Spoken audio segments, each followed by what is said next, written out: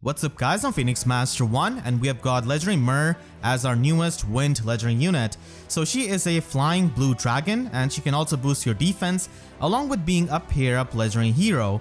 So she has got Godly Breath as her preferred weapon, which gives her -1 special cooldown, which makes Bonfire into a 2-turn special, and she can inflict -5 to all stats of the opponent during the combat with some really easy conditions. And similar to Spring Myrrh, she can also get the damage reduction without really having any kind of stat check. So she can get the 30% damage reduction and also the auto follow up.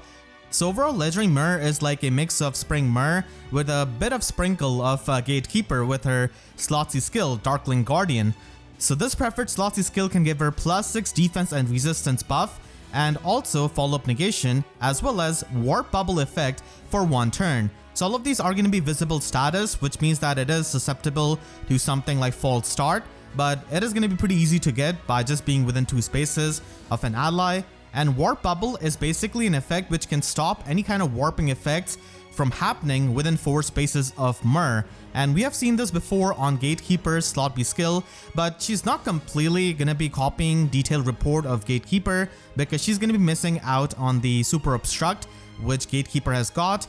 Not to mention nowadays Gatekeeper can also run Canto Control, which Myrrh cannot really do at the same time with this Slotsy skill, but still, she does provide you with some utility of blocking the warping effects of Wings of Mercy, Brattle Catria, Ash, all of those units, and that is going to be really helpful in Ether Raids and also Summoner Duels. In Summoner Duels, she could be used as a frontliner who can stop the warping effects of Brattle Catria and Ash, and also be really bulky. And you can also have a captain skill like Eminence so that she can provide more support to your team. In Ether Raid's offense, Light Season, Brattle Catria teams are really common along with Medius, so there she could be used as well. And she could be used with a far save unit so she can take on the melee matchups, as then she can get covered by a far save unit. She also has defense resistance unity in her base kit, and it's finally here. So a lot of units which are really tanky and are susceptible to Dark Shrine or chill debuffs can easily run this unity skill, and a lot of ranged far save units can run this skill and deal with the Dark Shrine debuffs. And she also has Dragon Wall, which can further provide her with more damage reduction. So with Godly Breath and Dragon Wall, she can get 58% damage reduction, and she also has Resilience, and she's also going to be having Resilience to the AoE specials with these damage reduction skills that she has got in her kit. I've mentioned her usage in Summoner Duels and Ether Raid's offense, and in Arena she could also be used, but unfortunately she doesn't have Iode Shield built into her weapon, so that's a bit annoying because she'll have to face stuff like Legendary Chrom, Duo Chrom, and all of those archers. So having Iode Shield would have been really amazing in her weapon, but you can always run that as a Sacred Seal, and she can actually afford to do it in Arena because she has a 300 SP Slotsy skill. So if she runs Iode Shield Sacred Seal, she's not going to be losing out on the Arena scoring. Overall, I feel like Legendary Myrrh is not going to be a meta-defining unit, but she's still going to be a pretty solid legendary unit because of her base kit and also the Darkling Guardian support that she can provide by stopping the warping effects, and that is always going to be helpful in Ether Raids and Summoner Duels. And she can be used as a very bulky tank as well because of the damage reduction that she gets, and she's also going to be having rather min-max stat spread, I believe, similar to Spring Myrrh, having good defense and resistance. So this makes her a really solid tank. And I've actually seen quite a bit of Spring Myrrh being used in Summoner Duels, so Legendary Myrrh can pretty much do that as a bulky tank, but also stop the warping effects. She pretty much has all of the things which a slower tank would need, like an auto follow-up attack, damage reduction, and also follow-up negation from her Slotsy skill. And because of being a flying unit, she's going to be having that good mobility for Arena, and flyers usually can do pretty well in that game mode, and she can also run stuff like Guidance to support your teammates. Distance Stance can also be run on her for Arena usage, where she can easily tank a lot of the ranged threats there, especially if you run her with the Iode Shield Sacred Seal. And she can also run Bracing Stance if you want to get the guard effect in case she faces null follow-up units who are going to be piercing through her auto follow-up and follow-up negation and still going to be doubling her. So the guard effect can help you against those kinds of opponents. And Dragon Wall is a pretty good skill for her slot B because she already has the auto follow up, so she doesn't really need to run Dragon's Ire or something like that. And for her Sacred Seal, she's mainly going to be running stuff like form skills if she wants to get more stats. And Iode Shield is also a really good option for Arena usage if you're going to be running her with Distance Stance. Legendary Myrrh's fodder is also pretty good, providing defense res unity and dragon wall at the same time, provided that you could sacrifice a Winter Jafar for the tier 3 bond skill, and that can definitely help you get both of these skills. And like I said, a lot of tanks and range far save units can run this unity skill, and if you're running a dragon, then they're also going to be appreciating the dragon wall. Now let's take a look at the Wind Legendary tier list, and in tier 1, Legendary Sigurd is a given. He is definitely pretty nice with that Holy Knight aura, giving him the extra movement and also providing all of the allies with extra movement, and he can be definitely pretty useful in summoner duels and also in Ether Raid's defense. But in arena, he can also function a bit well now because of Attack Smoke 4, which he can run as an arena skill because he can not only run a trade skill in arena because of wanting to score higher with his preferred slot B skill, but still he can have good mobility of a Cavalier and definitely hit pretty hard in arena as well. I feel like Wind Legendary units are strong, but they're not too insane, and the reason why I say that is because I'm going to be putting Legendary Myrrh in the tier 1 right beside Legendary Sigurd. The reason being is that in arena she can be definitely pretty nice for tanking, but also in summoner duels and Ether Raid's offense she does have her usage because of her preferred slotsy skill, and a lot of people are going to be underestimating her tanking potential, but as someone who has faced a lot of Spring Myrrhs, this Legendary Myrrh is pretty much going to be doing the same thing, but with the blue color and also her slotsy skill. Legendary Myrrh can be a good competitive unit as a Wind Legendary, but she's not going to be like overpowering or anything like that. So she's pretty solid, but nothing like too insane. And the final unit in tier 1 is actually going to be Legendary Micaiah. So as you can see, all of these 3 Legendary units score the highest for the Wind Legendary units, and they all have good combat and also good bulk. Micaiah also has prescience and can hit really hard and has the dual effectiveness, but unfortunately outside of arena she's not really seen too much, and there are also other Micaiahs who could be used in those game modes. In tier 2 we have Legendary Female Byleth, and we might see her a bit more in arena now because this is her first rerun. She came out a while back, couple of months ago, but she didn't really get a rerun until now. She can function as a good range unit because of having null follow-up with her Goddess Bearer and also having tempo skill in her weapon, and she can also provide drive tempo effect to her allies. Now unfortunately, compared to Legendary Male Byleth, she doesn't have Sublime Heaven, which can allow her to nuke really hard, and she doesn't really provide drive null follow-up. The support that she provides is a bit different and is only useful on certain units, and she can also teleport with her Goddess Bearer, which is nice, but unfortunately if you're facing Legendary Myrrh, then your warping effects are going to be getting stopped. Legendary Lucina honestly had a pretty nice remix and refine, so she can have the Pelagian effect with her weapon, and the reason why she's here is because Future Vision 2 is still really good, especially if you use it in arena. It does provide you that movement utility in a game mode where you're forced to run rally skills, harsh command, and all of those things. So she can always provide that utility, and she also debuffs now with her Future Vision 2 and can actually get a lot more deceptively bulky with the Pelagian effect. So she has aged quite well, even though she doesn't really score as high as the modern pair-up units. And we also have Legendary Eliwood here. Again, he doesn't really score as high as the modern pair-up units, but he provides something so unique that no other unit can provide, which is bonus doubler from far away. Of course, we have Astrid who can also provide bonus doubler, but she will have to use her action to do that. Eliwood can just provide that from afar without really even using his own turn, which is really amazing. Eliwood's bonus doubler support has aged pretty well because of summoner duels where he can enable raid boss strategies. A raid boss is a super tanky unit who can be a really hard thing for an opponent to take down, and bonus doubler pretty much helps with that playstyle, and he can also be pretty useful in Ether Raid's offense.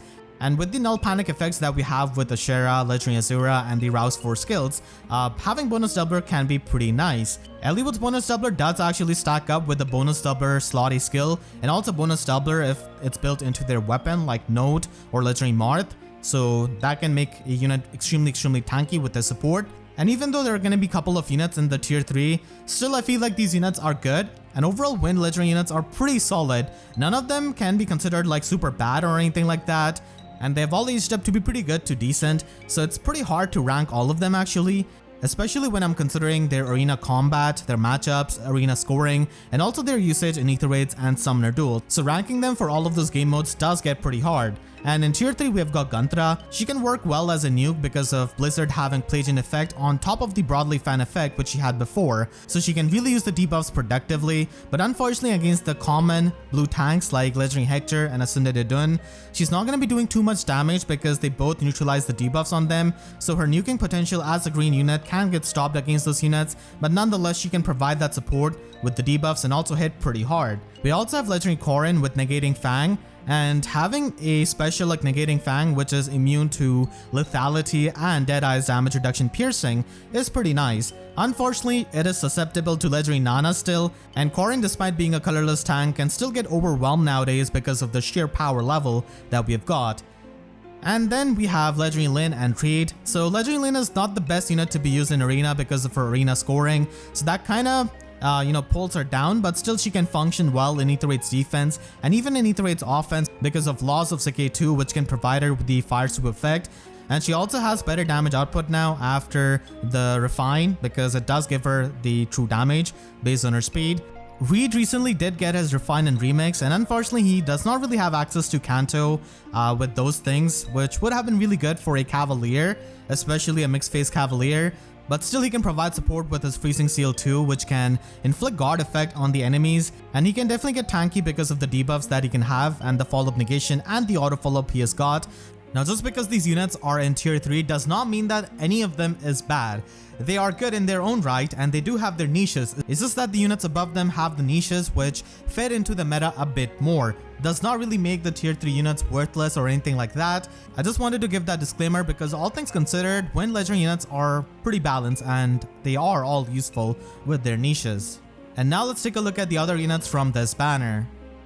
Legendary Caeda is a pretty unique legendary unit because of having that Vantage playstyle, and a lot of times she's not going to be able to kill opponents which are going to be bulky and they have damage reduction, but against certain teams and certain matchups she can definitely really shine because of her effective damage against the cavalry units and also the Vantage that she gets. So against a lot of the cavalry teams in Ether Raid's defense and also in Summoner Duels, she's going to be able to easily checkmate them and Vantage them all the way. So her matchups can be polarizing at times depending on the kind of opponents you're going to be facing, and she does have Kanto built into her weapon, which is definitely pretty nice for mobility, especially as a flying unit. Her weapon also has the Binding Necklace effect of Freya, so she can copy the visible buffs of the opponent and use it herself, which can definitely help in many game modes where buffs are going to be common on the opponents. Her fodder is mainly going to be useful on the units which want to run Vantage builds and want to make use of Distant Storm, like Shadows of Valentia Pala, Ares, any of those units that want to have that Vantage playstyle,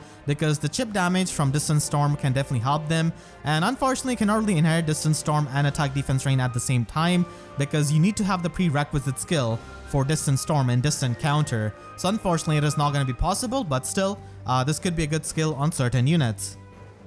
I've already gone over female legendary Byleth a bit in my win tier list, so I'm not going to be repeating myself. But yeah, overall she can be a nice offensive unit, but does face competition from legendary male Byleth when it comes to nuking because of the lack of Sublime Heaven, and she cannot really run Time Pulse in her slots if she wants to get the null follow up. And she does provide you some pretty good fodder in Attack Speed Ideal 4 and Loud Speed Resistance, which you can inherit at the same time.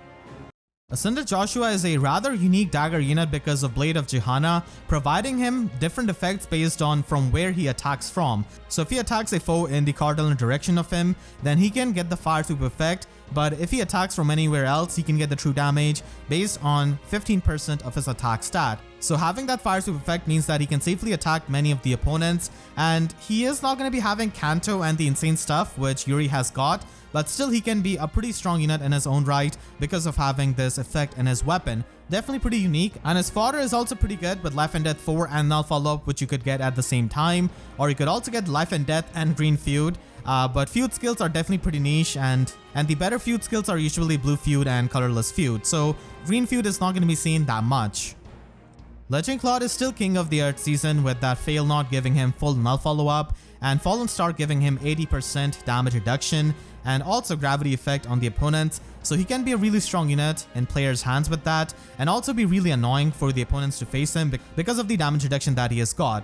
But nowadays we have got more damage reduction piercing, so you can still get past his fallen star with those things, and he can function really well in arena because of the flying mobility and the merits that he has with his weapon and his preferred skill. Unfortunately, he's not the best unit to be used in our latest competitive game mode, Summoner Duels, which could be annoying for some people, but still he can function well in Ether Raid's offense, defense, and also in arena. His fodder could be useful on any kind of offensive flyer because he does have speed, defense, rain, and attack speed catch 4 is a bit hard to inherit at the same time because the version 3 of the skill is only available on Newer Lyre. We don't exactly have a free-to-play unit in the permanent summoning pool who can provide you the version 3 of it, and then you can inherit Slot A and Slot C at the same time. So it can be a bit hard to utilize all of his fodder, but at some point we're probably going to be getting a free-to-play unit with the version 3 of the cat skill.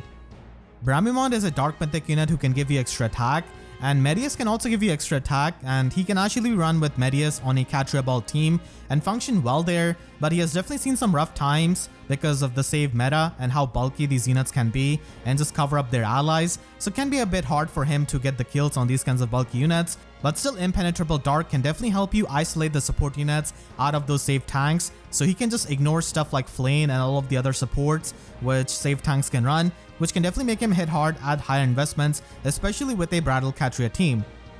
So he has aged a bit because of the sheer bulk that units can have nowadays, but still he can work fine with his preferred weapon and preferred skill. His fodder could be useful on mages that want to stack up more defense, which are kinda rare honestly, but still you can get attack defense push 4 and lull attack resistance at the same time. Legendary Male Byleth is a really strong green mage nuke with that Sublime Heaven, being able to pierce through the damage reduction, and he does get more damage output against the dragons and the beast units. Not to mention he does have null follow-up in his weapon, which allows him to easily use wind sweep, and the drive null follow-up in his weapon can also help his allies. Now obviously against Hardy Fighter and Deflect Magic Farsive units, he's going to be struggling a bit even with all of his nuking potential, but all things considered, he's definitely really solid. Now that Skahak is in the normal summoning pool with Attack Defense Ideal 3, you can get the tier 4 version from Byleth and Time Pulse at the same time, or even Lull Attack Resistance at the same time, and Time Pulse is a pretty good skill which is really useful on many builds. But Attack Defense Ideal on a slower bulky unit is usually going to be competing against Attack Defense Unity and also Sturdy Stance if they want to get the guard effect. So it's not going to be as useful as Attack Speed Ideal of Female Byleth, but still it's good to have more skills in one inherit. Dagr is a 6-slot mythic unit in the light season, and she also has Pathfinder, so she can be useful in other game modes like Summoner Duels for example because of it. And Dagr is usually going to be facing competition from other light mythics like Ashe, who has been given out for free to everyone, and she's also the 6-slot mythic unit. So a lot of people are going to be using Ashe over Dagr a lot of the times, and when it comes to being a Pathfinder support unit, her sister Note can actually be much better outside of Ether Raids, because in Summoner Duels, Note has got the bonus doubler effect. Note also has damage reduction in her slot base, so that could be really helpful in Summoner Duels for being a lot more tanky as a frontliner. On the other hand, Dagr has got the Unity effect in her weapon, so she can usually soak up the Shrine debuffs and Ether Raids for her allies. All things considered, she's a good unit, but still faces competition from her sister as a Pathfinder unit in other game modes than Ether Raids, and in Ether Raids itself, there's of course Ashe, which can provide the insane teleportation, which can definitely be pretty useful. Dagr's fodder with attack speed push 4 and even Tempest could be useful on an offensive unit, but a lot of offensive units can use consistent skills like Time Pulse and Rain skills, and now even the tier 4 smoke skills, so even Tempest does face competition, so it's only going to be useful in certain game modes and in certain team comps. Legendary Edelgard definitely has a lot of trouble in the current meta where save skills are very common on armor units, and she as a player phase unit, especially as an armor unit that wants to be solo, can definitely have trouble functioning with that metagame, and her fellow armor units are usually going to be running save skills. Meanwhile, Edelgard needs a lot of team support because she will need Armor March if you're going to be running a high scoring arena skill, and even if you're using Armored Stride, it still requires you to be alone, so positioning is really important. And that kind of playstyle is done a lot better by Fallen Edelgard honestly, who has Raging Storm built into her weapon and has got a lot more effects than Legendary Edelgard. So she definitely is the kind of pair up unit who needs some kind of remix to really function well in the modern times with how things have changed. And her fodder is also not the best. She only provides Armored Stride, And like I said before, most armor units want to function with safe skills, so even this fodder is not going to be that coveted. Neimi is a rather unique red bow infantry unit who can support her allies with the attack, speed, opening combined built into her weapon, and the fact that she can benefit from the attack and speed buffs of the allies within 3 spaces to hit even harder by adding all of that into her attack stat. So she can definitely hit deceptively hard because of that effect, and unfortunately her fodder is not the most impressive. The Bond Force skills face a lot of competition from Unity skills and many other good slotty options, and then she just ends up having Joint Drive resistance, which is also not a lot of times used compared to Joint Drive attack or Joint Drive speed. Priam unfortunately faces a ton of competition from other sword infantry units because this role is done by so many of the other units, and even when he came out he faced competition from a free-to-play unit, Yenfei, who also had distant counter built into his weapon just like him. Still, he can function and do the standard things which sword infantry units can do, and his fodder is definitely pretty nice with Skahak in the normal pool providing the tier 3 version of the ideal skill, so you can inherit multiple skills at the same time. He also has null follow-up and tier 4 version of the Rouse skill, so you can get null follow-up with either of these tier 4 skills. And finally, we have got Legendary Eliwood, who's probably going to be getting a remix and refine around like end of this year, but even then, like as of making this video, he's still pretty good as a support unit because of the bonus doubler that he can provide with his weapon. I did go over him quite a bit in my tier list section of the video, so again, not going to be repeating myself. And his fodder unfortunately is not really all that good. He just provides you with a dual rally skill and Death Blow 4, and we have even got Death Blow 4 in the limited ephemera manuals with Valentine Faith, so it's not exactly the best tier 4 skill or even that rare one, so his fodder is definitely quite lackluster. Overall, this banner provides you with good value in the blue pool because we do have Myrrh, and there's also Legendary Caeda and Legendary Female Byleth, rather recent legendary units, and there are 2 win legendary units color sharing in the blue pool, so if you're trying to plus 10 merge any of them, it could definitely be helpful. Colorless has got an Ascended unit in Joshua and also has Claude, who's really good as an Earth legend.